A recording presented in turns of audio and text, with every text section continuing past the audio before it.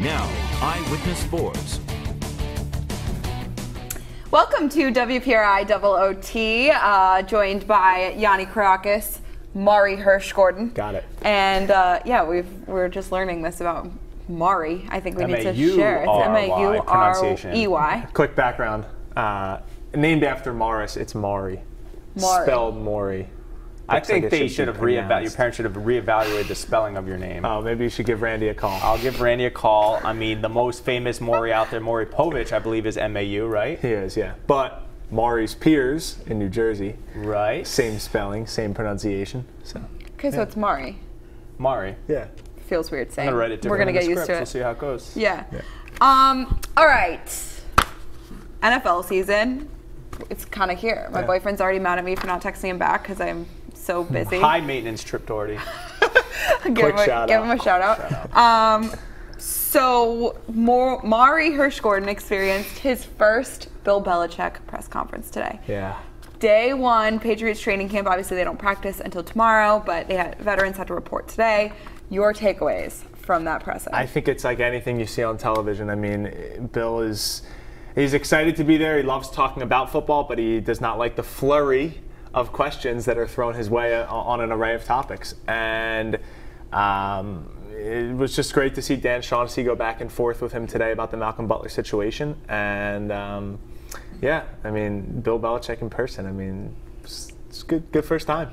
It was intense today. You could have cut the tension in the room with a knife. Obviously, the soundbite that's going all over the airwaves is the Malcolm Butler with Dan Shaughnessy. It was refreshing, I guess, to have him ask a question and say, hey, look, like, this is my job. I wouldn't be doing a good job at my job if I didn't ask you about this. Obviously, Bill wouldn't budge. But it was intense, just a back and forth. The room you could have heard a pin drop in that room. It was like, my heart was like racing. He's been asked about Butler since at minicamp, at OTAs in some capacity. Not like that. But not like that. And everyone wants some closure to it. Sure. And he's obviously not going to say anything about it, but it's still something that lingers. It felt like today, and you guys were there, I wasn't. I was watching on Facebook Live. A lot of open, loose ends, so to speak. The Malcolm Butler thing, the Malcolm Mitchell thing from this week. Or is he going to get cut, or is he supposed to be traded? I actually thought he was pretty open about Julian Edelman. Usually when you talk about guys suspended, or he doesn't mention them by name, or necessarily he said Edelman was a hard worker. To me, that says a lot about his take on the Edelman situation. Not on his SHIT list. Exactly. Like I think he feels like Edelman's kind of getting screwed by the system, maybe, which is how. He's probably just roiding. Like Rob Mankiewicz probably was. Right. Anyone who says they didn't do it does it. You cover Brian Braun, right? I mean, they lie through their faces. I mean, I'm not giving Edelman the benefit of the doubt. Okay. But I thought, I'm glad he has his back. Some guys, he didn't do I'm not talking about guys who aren't here today, but Edelman will be able to practice tomorrow. Right. But I thought he was actually pretty good today. Yeah. There wasn't a lot of football-related questions, but it seems like there was a lot of loose ends to tie up. Sure. And the Jimmy G thing, based on his reaction, it felt like that did happen. Because he's like, I'm not talking about, he didn't deny it. Right. And it feels, and we're going to touch on Jimmy G in a second, that he's rooting for Jimmy G in some sort of capacity. But tomorrow it'll probably be more football-centric during practice. Yeah. There weren't a lot of dull moments, dead air. It feels like people were firing. A lot of content. I mean, I think there was a lot of spoken and the unspoken from, obviously, Bill. I think there are a lot of times where he just shuts things down, but I still felt like in the press conference today there was a message that he was trying to send, and what he wasn't saying, maybe. Like, for example, the Jimmy G scenario. But obviously the big takeaway was the Malcolm Butler. Just that interaction was, my heart was I could feel my heart beating out of my chest, and I'm like, why are you freaking out? And that was early too in the conversation with everybody. Yeah. And it kind of got the whole thing started. Yeah. Right after there was a little bit of a brief pause, but kind of got the ball rolling. All right. Transitioning, what are your biggest concerns? I guess it's more football related, maybe. Biggest concerns heading into training camp? I'm actually going to go with the passing game. I'm not worried about Tom Brady, but I'm worried about his protection at left tackle. I don't trust or know much about Trent Brown. Maybe Isaiah Wynn ends up being the left tackle, but that's Nate, you went from Matt Light to Nate Solder over Brady's entire career at left tackle, and now you don't know what's going on there. And then with Edelman down with the suspension, Mitchell hurt, the receivers, there's not a whole lot of trust factor. Amendola's out the door. You have Gronk. But when you need a 3rd and 11 and Gronk's double teamed, who's he throwing it to? So I'm a little bit worried about the rapport with Brady and his receivers. So between the left tackle spot and the receivers, that's my point of emphasis going into camp. I would say the defensive side of the ball, whether it's the D-line getting some hands on the quarterback, pressuring the opposing quarterback, or even in the secondary with all the issues we saw last year. I think just the whole package, I think they got to just tighten some stuff up both at the front and at the back. Well, when we saw them last in the Super Bowl, they got crushed. Tom Brady threw Correct. for They couldn't get 500 off the yards. field. That was going to be. I mean, I think there are definitely concerns on both sides of the ball, especially with Julian out for those first 4 games. But in defense, we've talked about this, I think, in a previous OT. But it doesn't feel like there's any enormous addition on the defensive side of the ball that's going to solve those problems that for a defense that was really rocky and uncertain, and now we don't have Malcolm Butler, and who's going to counter Stephon Gilmore? Who is going to be is Stephon Gilmore going to be the version we want to see this year? Because remember, he was a little rocky as well. So the beginning of last year. I mean, I guess we'll see about Jason McCourty. Like, was he really getting played to his potential when he was playing with Cleveland? Like, how is he going to fit into the system? The Patriots roster is very good at the top. So Brady and Gronk are arguably the 2 best at their positions. You could throw Edelman in there, one of the best receivers. But they don't have a great roster of talent. Right. I mean, if you compare their talent to some other teams, like you take out Brady and Gronk and compare the Jaguars' talent to the Patriots' talent, the Jaguars have more talent. Individually, like player by player. Player by player. Yeah. No The doubt. Patriots have better coaching and a better quarterback, so they win more and get away with more. But there's not... You mentioned defense. Like, there aren't a ton of playmakers. Big names like that. Yeah. And Belichick hasn't really.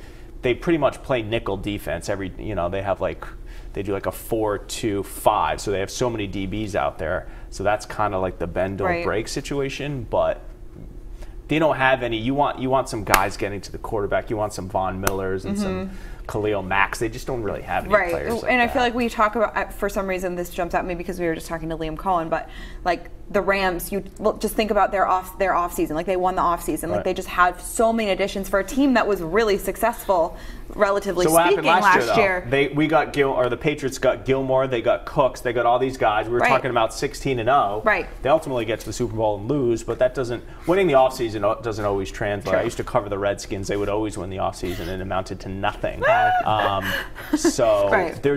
actually think this is the least expectations we've had for the Patriots in quite some time. So that could be a good thing. I saw this on Twitter today. Your boy Cowherd had a little segment about saying that this is not a Super Bowl team, and he doesn't see the Patriots getting back to the Super Bowl. Kyle Van Noy retweeted it with a been crying, laughing emojis and a bunch of these emojis. Yeah. Thought that was funny. Well, it goes back to like the quarterback and the coach. I mean, so many teams pee their pants in games and down the stretch, and the Patriots just don't do that. Right. So they're winning an additional 2 or 3 games a year just based on playing smarter. And then, obviously, they win the division because AFC East stinks. So it's just like a lot of teams may have more talent, they just aren't able to. But yeah, a couple of concerns. Why ever doubt the Patriots and Bill Belichick? Then they perform at their best. Yeah. Right. There was some stat when they lose their final game, right? So if they don't win the Super Bowl the year before, they usually get back to the Super Bowl. So in 15, they lost the AFC Championship game, won the Super Bowl. 13, they lose the AFC Championship game, win in 14. 15, lose the AFC Championship game, win in 16. 17, losing the Super Bowl. See what happens. Last 5, 6 years, yeah. Interesting. That's scary. Like that. Similarly, they don't repeat. Right. They don't win 2 years in a row. Right. Okay, got it. Okay, staying with football. Look at our boy. No, just kidding. His face just always seems so big on that graphic. Like he's just staring you in the eyes. Perfect amount of facial hair right there. 3 days. 3 days. There is no bigger man crush than Yanni Krakis and Tom Brady when Tom Brady takes off his helmet. You'll see it at training camp tomorrow. A little sweaty Tom- hair off to the side. You'll always hear Yanni being like, look, Brady took off his helmet. Yeah. You really documented that on an Instagram post once. So good. It's one of your best qualities. Okay, speaking of Jimmy Garoppolo, is he the next NFL star? Now, I want to clarify this question because are we saying the next best quarterback in terms of star, or just like the play hot and marketed topic? Yeah, marketing. I think all of the above.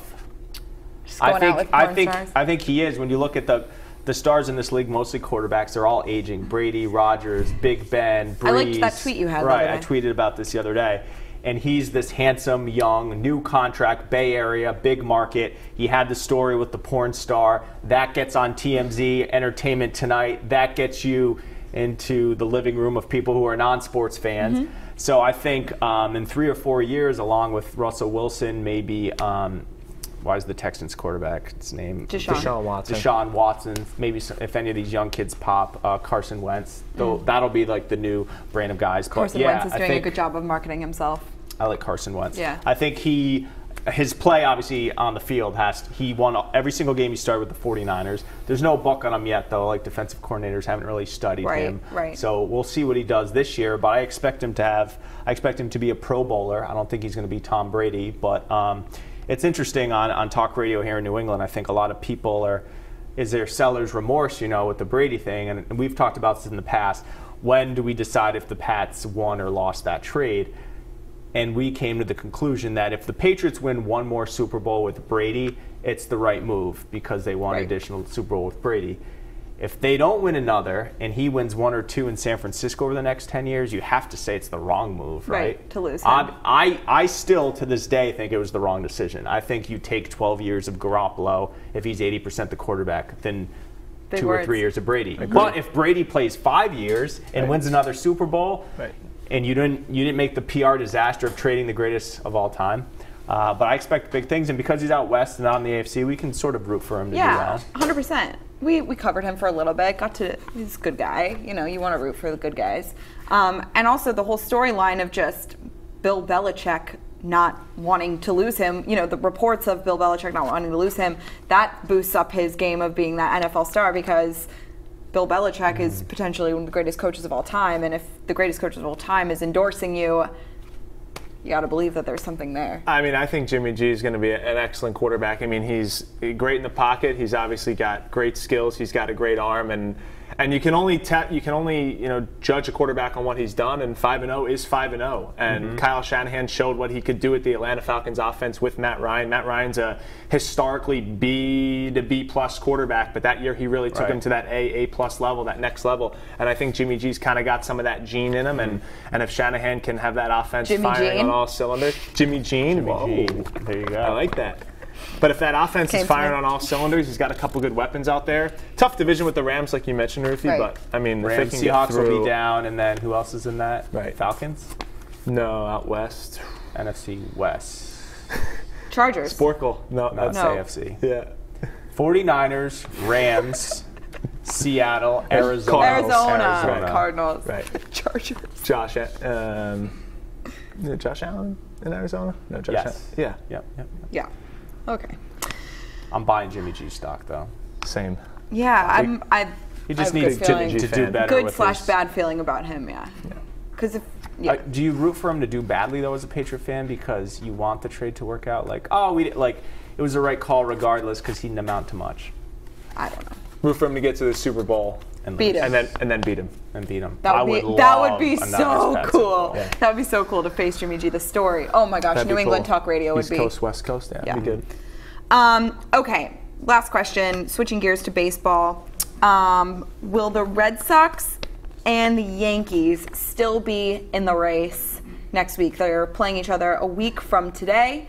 Will it still be a race, right? Will it still be a race? Will they still be? Yeah. What did I say? Will they still be?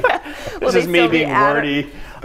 They still be racing. Be a race? Like tight. Right. Is there going to be a lot on the line? Right. So it's 5. The Yankees, as we tape Yankees are this, at 5. Correct. They lost 5.5, right? Yep. 5.5. 4:17 Eastern. What do you think? Thursday, July 25th. Wednesday, July 25th. So the Pats. The Red Sox have the Twins, and then I don't know who. The Phillies. Right. Your boys. And I don't know who the Yanks have, but if it's at that 5, 6, 7, and then the Red Sox win 3 or 4, if it gets to like 8, 7 or 8, I think it's done. 5 or 6, I'm not ready to call it yet. Here's the thing that concerns me. I think 6 is a big window. Through the Yankees sputtering out and losing 6 of 7 to the Rays, some of their best hitters, like Giancarlo Stanton's up 40 points from June 1st. He was hitting 240, now he's hitting 300. He's hitting 400 in the month of July. I think that's a recipe for some success for the Yankees, especially if they do come to Fenway and the Yankees can steal 3 out of 4, and then it's only 3 or 4 where it's like, okay, yeah, the Sox did lose again to the Yankees. They haven't fared well against them all season long. Now it's 3 or 4, but 3 or 4 can then switch in a blink of an eye because that offense is so good. They just got Zach Britton, and So you're high on the Yanks right now. If they can win the series, yeah. But I think it's a big series for the Red Sox. I think if the Red Sox can win 3. It's funny, I thought the Yankees would win the division about a month ago when they were neck and neck or 1 or 2, and now the Red Sox just have had this torrid pace, 15 of 17 wins, and I think the Red Sox are actually the better team. The Yankees, I just don't think have enough starting pitching. Well, last OT, Tanaka was great. Last OT, I said the next 20 games for the Red Sox were the easiest, right, against all teams below 500. They've cleaned up well against them. If they can take care of business tonight against the Orioles, I don't know, what was that, 14, 15, 16 wins in that 20-game span? I don't know. If that easy stretch for the Red Sox proves to be the difference and they win the division, then take it. Right. I mean, that's just when the schedule that's how fell. it works. It's not their fault. You have to win the division. You don't want to be in that No, you don't want to be wonky the wild card. one-game wild card. And then Sox-Yanks ALDS. That's be great. Crazy. And then likely the winner to play Houston. Yeah. Deep breaths. Baseball. Baseball, football. lot of This is the best games. time of year. Lot of It's a lot games. to look forward to. Little League. Yeah. Die-hard Little League. All right, Little League League picks, ready, go.